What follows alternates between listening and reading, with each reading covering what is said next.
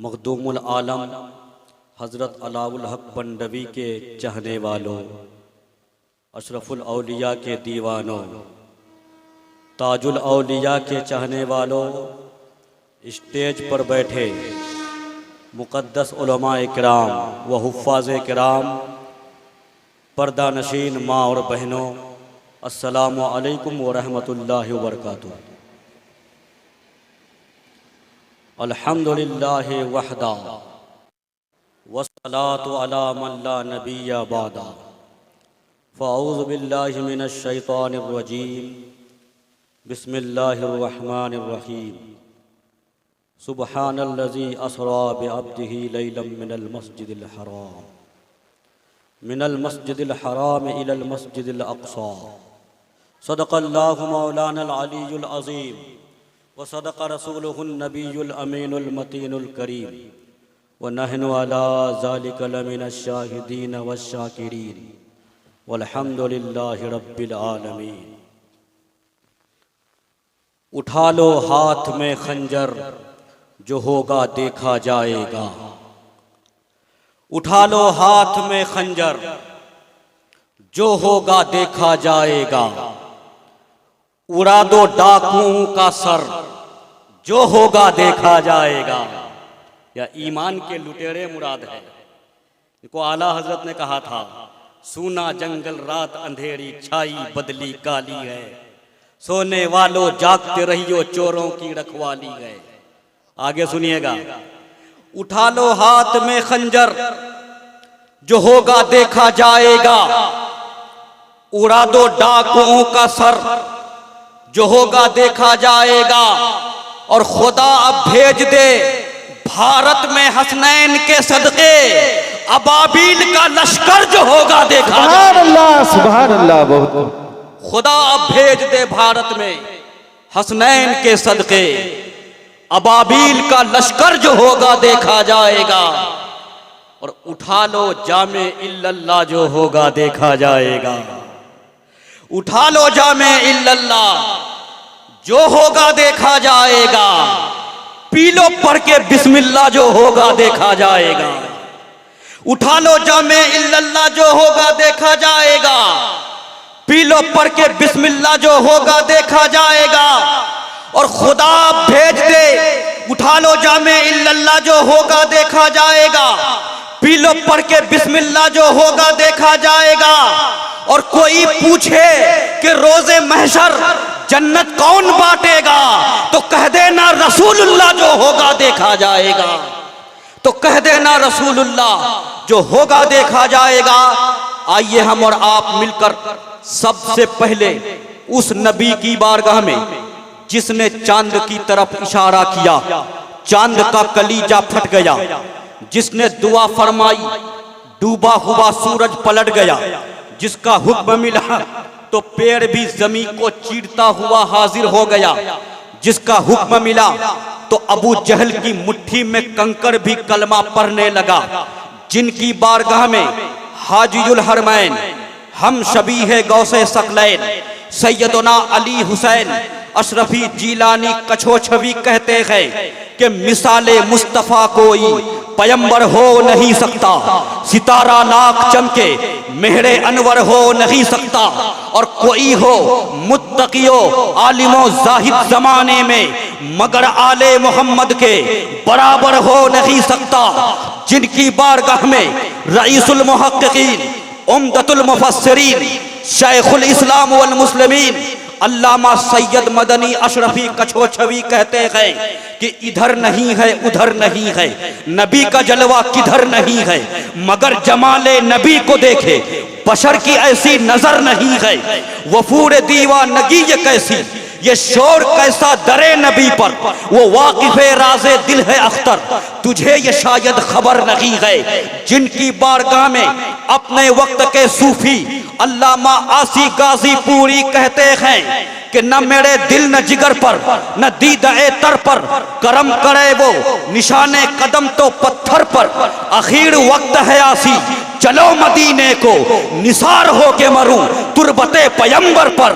जिनकी बारगाह में आला हजरत अजीमुल बरकत मुजद्दिदे दीनो मिल्लत शाह अहमद रजा खान फाजिले बरेलवी कहते हैं, या रसूल अल्लाह मैं क्या क्या कहूँ, सरवर कहूँ के मालिको, मौला कहूँ तुझे, बागे खलील का गुले ज़ेबा कहूँ तुझे, तेरे तो वस्फ ऐबे तनाही से है बरी, हैरा हूँ मैं शाह क्या क्या कहूँ तुझे, लेकिन रजा ने खत्मे सुखन इस पे कर दिया, खालिक का बंदा खल्क का आका कहूँ तुझे।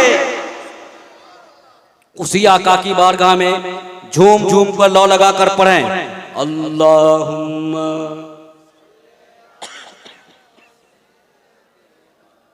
मौलाना मुहम्मद वाला आले सैयदना मौलाना मोहम्मद। बिरादरान मिल्लत इस्लामिया, ये बात आप पहले भी उलमाए किराम से सुन चुके हैं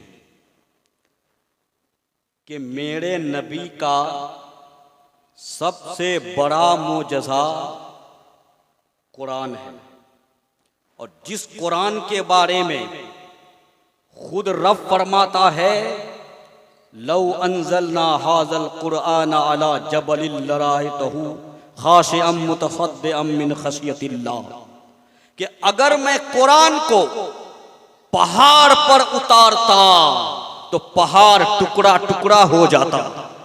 यानी कुरान की ताकत को, कुरान की अजमत को पहाड़ बर्दाश्त नहीं कर सकता, लेकिन मेरे नबी के सीने मुबारक को देख कि जिसको पहाड़ बर्दाश्त नहीं कर सकता था, उसको मेरे नबी का सीना अपने अंदर समा रहा है, अपने अंदर समा रहा है। सिर्फ नबी ही नहीं, बल्कि नबी के नक्शे कदम पर चलने वाले ये हमारे हुफ्फाज़े किराम जिस कुरान को अपने सीने में बसाए हुए हैं, सबसे बड़ा मोजज़ा कुरान। अब कुरान के बाद क्या है किसी को पता? कुरान के बाद सबसे बड़ा मोजज़ा मेराज है। मेराज, जिस मेराज के बारे में रब ने खुद कुरान में फरमाया कि पाक है वो अल्लाह जो अपने बंदे खास को रात के थोड़े से हिस्सा में मस्जिद हराम से मस्जिद अक्सा की तरफ ले गया। मेरे भाई, तो मेरे नबी का सबसे बड़ा मोजज़ा कुरान, उसके बाद दूसरा मोजज़ा मेराज। यूं तो नबी बहुत आए, रसूल बहुत आए, लेकिन जो लाजवाब नबी हैं, जो बेमिसाल नबी हैं, वो हम सब के आका ताजदारे मदीना सुरूरे कल्बो सीना जनाबे मुहम्मदुर रसूलुल्लाह सल्लल्लाहु अलैहि वसल्लम है। तारीख ये बताती है कि जितने नबी आए सब मोजज़ा लेकर आए। आदम आए मोजज़ा लेकर, हूद आए मोजज़ा लेकर, लूत आए मोजज़ा लेकर, सीस आए मोजज़ा लेकर, इदरीस आए मोजज़ा लेकर, यूनुस आए मोजज़ा लेकर, यूसुफ आए मोजज़ा लेकर, ज़करिया आए मोजज़ा लेकर, यहया आए मोजज़ा लेकर, लूत आए मोजज़ा लेकर, सुलेमान आए मोजज़ा लेकर, दाऊद आए मोजज़ा लेकर, इब्राहिम आए मोजज़ा लेकर, इस्माइल आए मोजज़ा लेकर, इसहाक आए मोजज़ा लेकर, मूसा आए मोजज़ा लेकर, ईसा आए मोजज़ा लेकर। जब कौम ने तलब किया मोजज़ा तो नबी ने मोजज़ा दिखाया। जब मूसा अलैहिस्सलाम ने अपनी कौम से कहा, ऐ मेरी कौम, मैं अल्लाह का नबी हूँ, मैं अल्लाह का रसूल हूँ, रब ने भेजा है नबी बनाकर, रसूल बनाकर, तो कौम ने कहा अगर तू नबी है तो मोजज़ा दिखा, अगर तू रसूल है तो मोजज़ा दिखा, अगर तू पैगंबर है तो मोजज़ा दिखा। हजरत मूसा कलीमुल्लाह ने अपना हाथ अपनी बगल में डाला, जब बाहर निकाला तो इतना चमका सूरज से भी ज्यादा चमका। जब हजरत ईसा रूहुल्लाह ने अपनी कौम से कहा, ऐ मेरी कौम, मैं अल्लाह का नबी हूँ, मैं अल्लाह का रसूल हूँ, मैं अल्लाह का पैगंबर हूँ, मैं अल्लाह का भेजा हुआ हूँ, तो कौम ने कहा अगर तू नबी है तो मोजज़ा दिखा, अगर तू रसूल है तो मोजज़ा दिखा, अगर तू पैगंबर है तो मोजज़ा दिखा, अगर तू अल्लाह का भेजा हुआ है तो मोजज़ा दिखा। हजरत ईसा रूहुल्लाह ने एक अंधे की आंखों को हाथ लगाया तो आंखों में नूर आ गया। जितने नबी आए सब मोजज़ा लेकर आए। कौम ने तलब किया, मोजज़ा दिखाने लगे, लेकिन जब फारान की चोटी पर सैयदुल अंबिया नबी ये आखिरुज़्ज़मा ताजदारे अरबो अजम फखरे आदमो बनी आदम साहिबे लौहो कलम मंबए इल्मो हिकम नबी ये अकरम नूरे मुजस्सम सैयदे आलम ने जब फारान की चोटी पर ऐलान किया, लोगों मैं अल्लाह का नबी हूँ, मैं अल्लाह का रसूल हूँ, मैं अल्लाह का पैगंबर हूँ, तो कौम ने कहा ऐ मोहम्मद, ऐ अब्दुल्ला के बेटे, ऐ अब्दुल मुत्तलिब के पोते, अगर तू नबी है तो मोजज़ा दिखा, अगर तू रसूल है तो मोजज़ा दिखा, अगर तू पैगंबर है तो मोजज़ा दिखा। मेरे नबी ने पहाड़ की चोटी पर खड़े होकर ऐलान आम किया, ऐ लोगों वो पिछले नबी थे जो मोजज़ा लेकर आए, आदम आए मोजज़ा लेकर, सीस आए मोजज़ा लेकर, हूद आए मोजज़ा लेकर, यूनुस आए मोजज़ा लेकर, यूसुफ आए मोजज़ा लेकर, ज़करिया आए मोजज़ा लेकर, यहया आए मोजज़ा लेकर, इब्राहिम आए मोजज़ा लेकर, इस्माइल आए मोजज़ा लेकर, इसहाक आए मोजज़ा लेकर। लेकिन ऐ मेरी कौम सुनो, वो पिछले नबी थे जो मोजज़ा लेकर आए थे, लेकिन मैं सिर्फ मोजज़ा लेकर नहीं बल्कि सर से पांव तक मोजज़ा बनकर भी आया हूँ। सुभान अल्लाह, नारे तकबीर, नारे रिसालत, नारे हैदरी, नारे तकबीर, सर से पांव तक मोजज़ा बनकर भी आया हूँ। तो तारीख ने देखा, जमाना ने देखा, बहुत लंबी तकरीर मैं नहीं करूंगा, वक्त बहुत आगे बढ़ चुका है। मेराज की रात अल्लाह ने फरमाया, पाक है वो जात जो ले गई अपने बंदे खास को रात के थोड़े से हिस्सा में मस्जिद हराम से मस्जिद अक्सा की तरफ।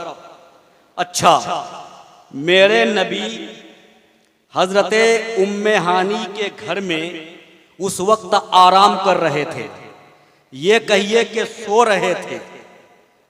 अल्लाह तबारक व ताला ने हिजरत से 5 साल पहले की बात है तकरीबन, अल्लाह ताला ने जिब्रील अमीन को हुक्म दिया, ऐ जिब्रील जन्नत में जा, बुराक ले जा, हबीब की बारगाह में जाकर ये खुशखबरी दे दो कि महबूब को मुहिब ने बुलाया है, रब ने बुलाया है। जब जिब्रील अमीन जन्नत के अंदर गए, उन्होंने देखा तो क्या देखा, एक बुराक नहीं है, 2 बुराक नहीं है, बल्कि 70,000 बुराक जन्नत के अंदर मौजूद। सब खुशियां मना रहे हैं, सब खुशी से मचल रहे हैं, लेकिन जनाबे जिब्रील अलैहिस्सलाम की नजर उस बुराक पर पड़ी जो कोने में बैठकर रो रहा था। जिब्रील अमीन मुतहय्यर हैं, हैरत में हैं, ये बुराक रो क्यों रहा है? सब मचल रहे हैं, सब खुशियां मना रहे हैं, मगर ये बुराक रोता क्यों है? सैयदुल मलाइका जिब्रील अलैहिस्सलाम ने उस बुराक से पूछा, ऐ बुराक तू रोता क्या है? रोने की वजह क्या है? रोने का सबब क्या है? रोने का कारण क्या है? तो उस बुराक ने जवाब दिया कि मैं अपने नबी की मोहब्बत में रो रहा हूँ, इसके नबी ने मुझे रुलाया है, मोहब्बत नबी ने मुझे रुलाया है। ऐ फरिश्तों का सरदार, मैं तो ये चाहता हूँ कि आज जो मेराज होने वाली है, रसूल जो सवारी इख्तियार करेंगे तो मुझे सवारी फरमा लें, सवारी के लिए मेरा इंतखाब किया जाए। अभी बुराक ने इतना ही कहा था कि जिब्रील अमीन के पास गैब से आवाज आती है, रब्बे कदीर फरमाता है, ऐ जिब्रील, इस बुराक ने मेरे महबूब की मोहब्बत में रोया है, आंसू बहाया है, इसका रोना कबूल है, आंसू बहाना कबूल है, इसे ले जा, इसे ले जा। लेकर आए उम्मे हानी के घर में, और जिब्रील अमीन अकेले नहीं हैं, 50,000 फरिश्ते भी साथ में हैं, मगर नबी आराम फरमा है। जगाएं तो कैसे जगाएं? अब जिब्रील अमीन परेशान हैं, जिब्रील अमीन बेचैन हैं, जिब्रील अमीन बेकरार है, कैसे जगाया जाए? अगर महबूब को आवाज देकर जगाता हूं तो बेअदबी है, कहीं तौहीन ना हो जाए। सोचो फिक्र में थे कि इतने में आवाज आई, या जिब्रील कद्दिम कदमई है, कब्बिल कदमई है, ऐ जिब्रील महबूब के कदम चूम लो, महबूब के पांव चूम लो। जब जिब्रील अमीन ने पांव को चूमा, नबी बेदार हो गए, नबी बेदार हो गए। इसलिए हम डंके की चोट पर कहते हैं कि कभी मेरे नबी को अपनी तरह बशर न समझना। मेरे नबी तो वो हैं कि जिनके कदम को जिब्रील अमीन भी चूमा करते थे।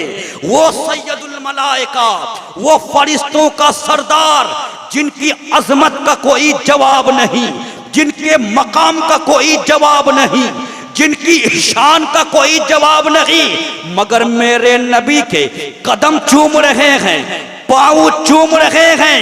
ये कहने वाले कहते रह गए, बोलने वाले बोलते रह गए, नबी मेरी तरह ये एक सोसा छोड़ दिया। वो सोसा क्या छोड़ा? वो कहने लगा कि मक्के की गलियों में चलते फिरते हैं, इसलिए मेरी तरह खाते पीते हैं, इसलिए मेरी तरह सोते जागते हैं, इसलिए मेरी तरह बोलते हैं, इसलिए हमारी तरह।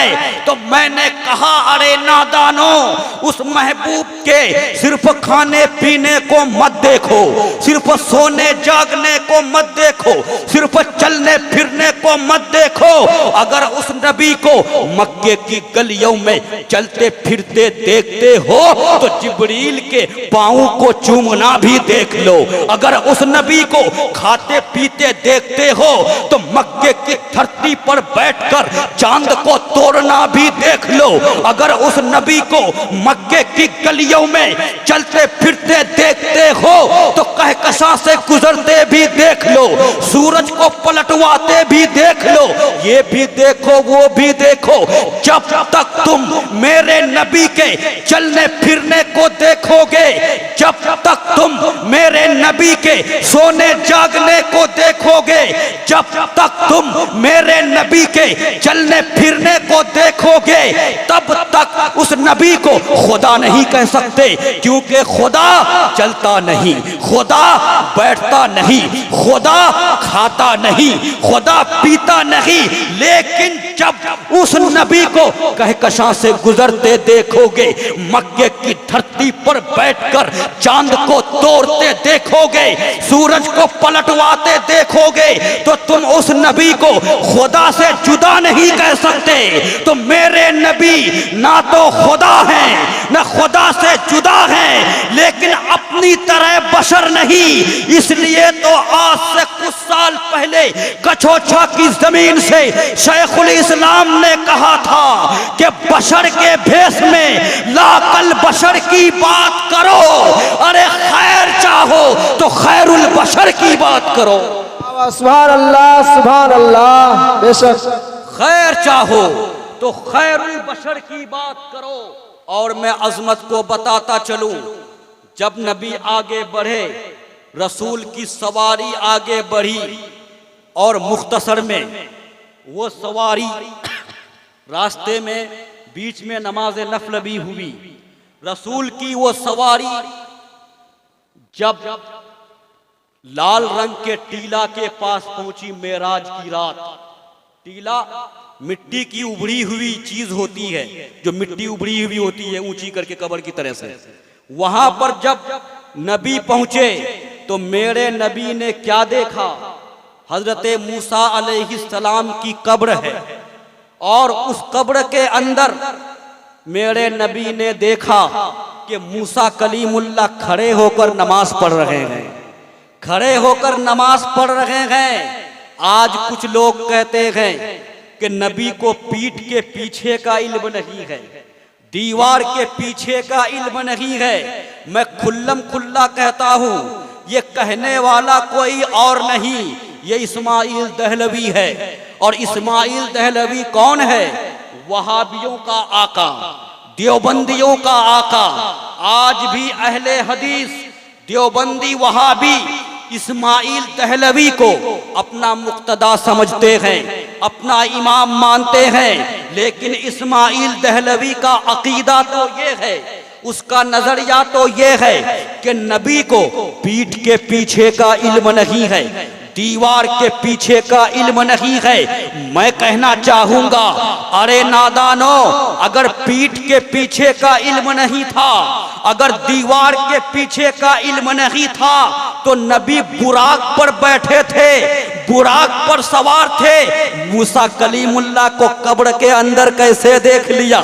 नबी ये भी देख रहे हैं मूसा खड़े होकर नमाज पढ़ रहे हैं, नबी ये भी देख रहे हैं कि हालत कयाम में है, नबी ये भी देख रहे हैं कि रुकू कर रहे हैं, नबी ये भी देख रहे हैं कि सजदा कर रहे हैं। तो थे जमीन पर, बुराक के ऊपर, बुराक के अंदर देख रहे थे। और हमको तो तारीख ये बताती है, इतिहास ये बताती है, हदीस गवाह है कि नबी तो वो है कि रहते थे मक्के की धरती पर, खबर देते थे मुल्के यमन की, रहते थे मक्के की धरती पर, खबर देते थे मुल्के शाम की। आखिर कितना इल्मे गैब है? तो बरेली का इमाम कहता है और कोई गैब क्या, तुमसे नेहा हो भला, जब न खुदा ही छुपा तुम पे करोड़ों दरूद। मेरे भाई, यहां तक तो हुआ जब फिलिस्तीन पहुंचे मेराज की रात, जब फिलिस्तीन पहुंचे तो आका ने वहां देखा मस्जिद के अंदर, वो मस्जिद मस्जिद अक्सा, और मस्जिद अक्सा को बैतुल मुकद्दस भी कहते हैं। फिलिस्तीन के अंदर वो मस्जिद मौजूद। उस मस्जिद जब पहुंचे वहां पर तो मेरे नबी ने देखा बुराक को एक जगह बांध दिया गया। जब नबी मस्जिद के अंदर गए तो क्या देखते हैं कि नबियों की जमाअत मौजूद है, सफ लगी हुई है, सारे नबी खड़े होकर मेरे नबी का इस्तकबाल कर रहे हैं, स्वागत कर रहे हैं, खैर मकदम कर रहे हैं। तो मेरे नबी ने देखा कि वहां पर हजरत आदम से लेकर हजरत ईसा तक कमो बेश 1 लाख या 2,24,000 अंबियाए किराम वहां पर मौजूद है। हजरत आदम भी हैं, हजरत शीस भी हैं, हजरत हूद भी हैं, हजरत लूत भी हैं, सब वहां पर मौजूद हैं। मगर इमामत का मुसल्ला खाली था। अब सवाल पैदा होता है कि इमामत का मुसल्ला खाली क्यों था? तो उसका जवाब ये है कि वहां पर सैयदुल अंबिया पहुंचने वाले थे, इसलिए कि इमामत तो मेरे नबी की होनी थी। अब सवाल ये पैदा होता है, साइल सवाल करता है कि आखिर जब हजरत आदम से लेकर हजरत ईसा तक इतने नबी मौजूद थे, उनमें से से किसी ने नमाज नहीं पढ़ाई, मेरे नबी ने क्यों पढ़ाई, मेरे नबी ने इमामत क्यों की? तो जवाब ये है कि इसलिए कि मेरे नबी का नूर तो सबसे पहले बनाया गया था, लेकिन जब बशर के लिबास में आए, जब इंसान के कपड़े में आए, लिबास बशरियत में आए, तो सबसे बाद में तो सोचने वाला ये सोच सकता था, ख्याल करने वाला ये ख्याल कर सकता था कि जब दुनिया में आए बाद में तो मकाम भी बाद का होगा, शान भी बाद की होगी, रुतबा भी बाद का होगा, मर्तबा भी बाद का होगा। लेकिन मेरे नबी ने सारे नबियों का इमाम बनकर बता दिया कि आया तो बाद में हूं, लेकिन मकाम सबसे ऊंचा है, रुतबा सबसे ऊंचा है, मर्तबा सबसे ऊंचा है। इसी को आला हजरत अपने शेर में कहते हैं कि नमाज़े अक्सा में था यही सिर कि आया हो माना अव्वल आखिर, कि दस्त बस्ता है पीछे हाजिर, जो सल्तनत आके कर गए थे। तबारकल्लाह शान तेरी तुझी को ज़ेबा है बेनियाज़ी, कहीं तो वो जोशे लंतरानी, कहीं तकाज़े विसाल के थे। और इसी को डॉक्टर इकबाल कहते हैं कि निगाहे इश्को मस्ती में वही अव्वल वही आखिर, वही कुरान वही फुरकान वही यासीन वही ताहा। अच्छा, नबी ने नमाज पढ़ाई, सारे नबियों ने नमाज पढ़ी। यहां पर एक सवाल पैदा होता है कि हजरत आदम नबी के पीछे नमाज पढ़ रहे हैं, हजरत इब्राहिम मेरे नबी के पीछे इक्तिदा में, हजरत मूसा इक्तिदा में, हजरत ईसा इक्तिदा में, सब तो इक्तिदा में नमाज पढ़ रहे हैं। अब सवाल ये पैदा होता है कि मेरे नबी जो नमाज पढ़ा रहे थे और पढ़ने वाले जो पढ़ रहे थे तो जिस्म के साथ पढ़ रहे थे या सिर्फ उनकी रूह मौजूद थी और रूह को पढ़ा रहे थे? किसको पढ़ा रहे थे? हजरत मूसा तो पहले गुजर चुके थे, हजरत आदम पहले गुजर चुके थे, वो कमोबेश 1,24,000 अंबिया किराम या 2,24,000 अंबिया किराम वो पहले गुजर चुके थे। तो अब मस्जिद अक्सा के अंदर सिर्फ रूह थी या जिस्म भी था? ये भारी भरकम सवाल है। तो उसका जवाब देते हुए मिशकात की शरह मिरकातुल मफाती में अल्लामा मुल्ला अली कारी लिखते हैं कि सिर्फ अगर रूह मानी जाए तो रूह कयाम कैसे करेगी, रूह सजदा कैसे करेगी, रूह रुकू कैसे करेगी?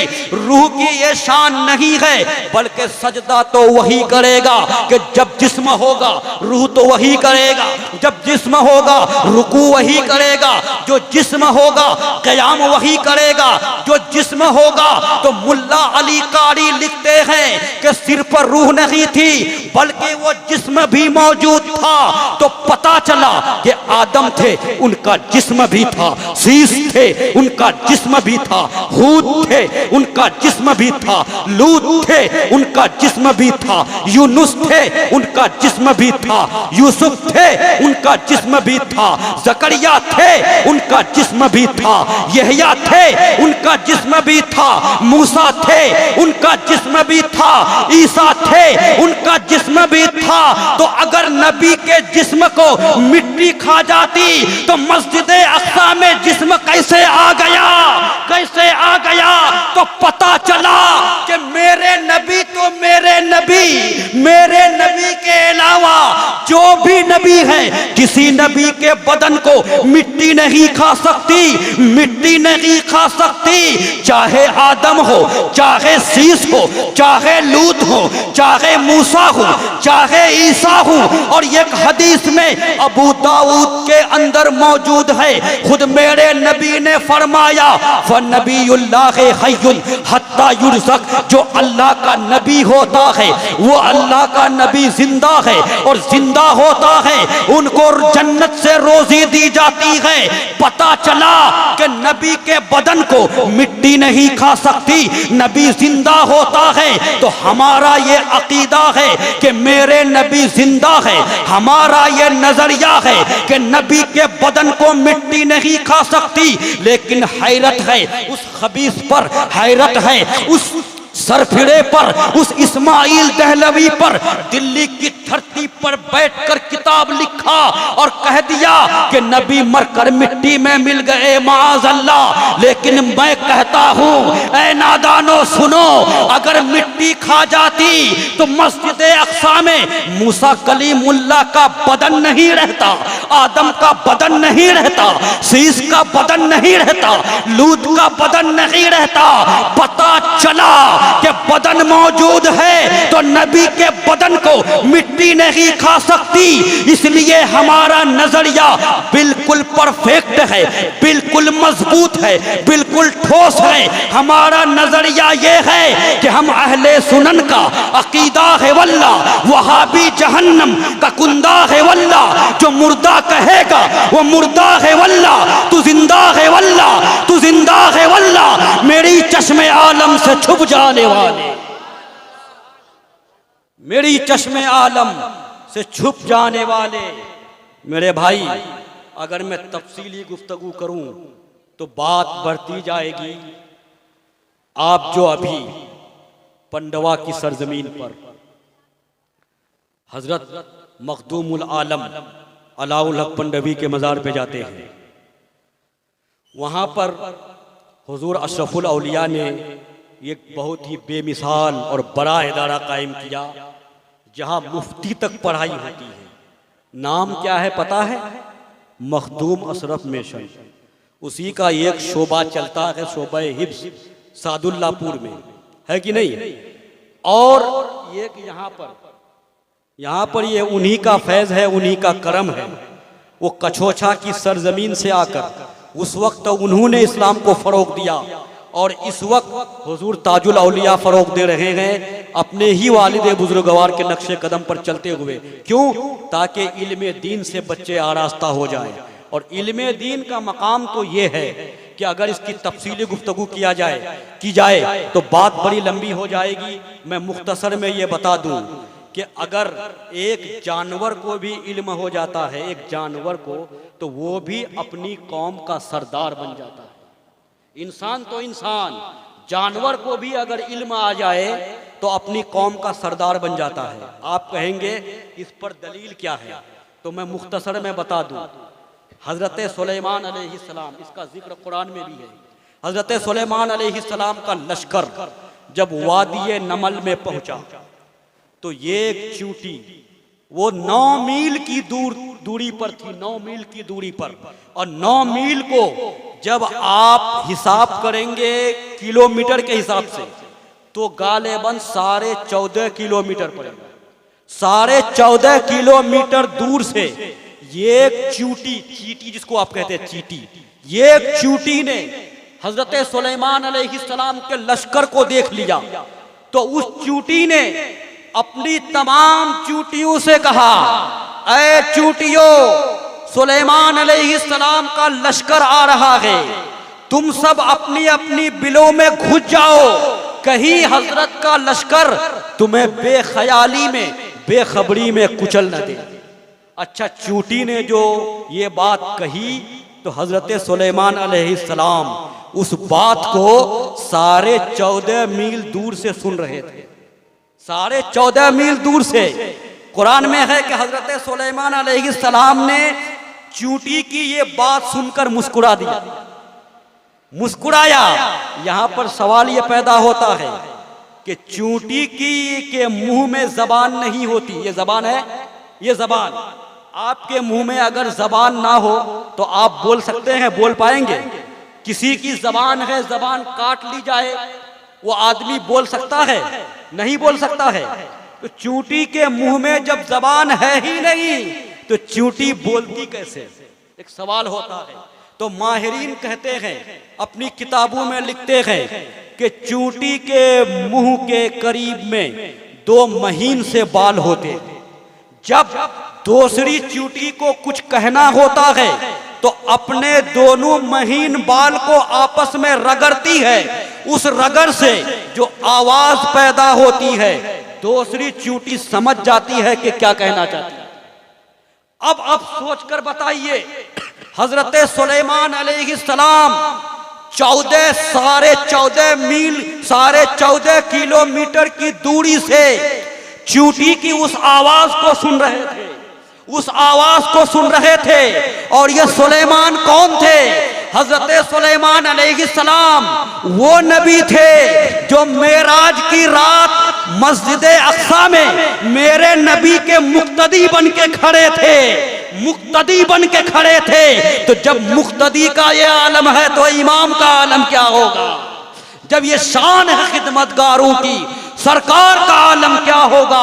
मोहताज का जब ये आलम है, मुख्तार का आलम क्या होगा? तो जब हजरत सुलेमान अलैहिस्सलाम सुन रहे हैं तो मेरे नबी का मकाम क्या होगा? यहाँ पर थोड़ा उलमा की तवज्जो मैं चाहता हूँ। यहाँ पर इमाम ग़ज़ाली लिखते हैं, इमाम ग़ज़ाली इस मकाम पर लिखते हैं कि वो चींटी को जो चींटी ये बोली थी कि ऐ चींटियों, तुम सब अपनी बिलों में घुस जाओ, कहीं सुलेमान का लश्कर बेखबरी में तुम्हें कुचल न दे। तो उस चींटी को ये पता था, ये इतना इल्म था कि लश्करे सुलेमान, नबी का लश्कर, कोई नन्ही सी जान को भी बाखबर होकर नुकसान नहीं पहुंचा सकता।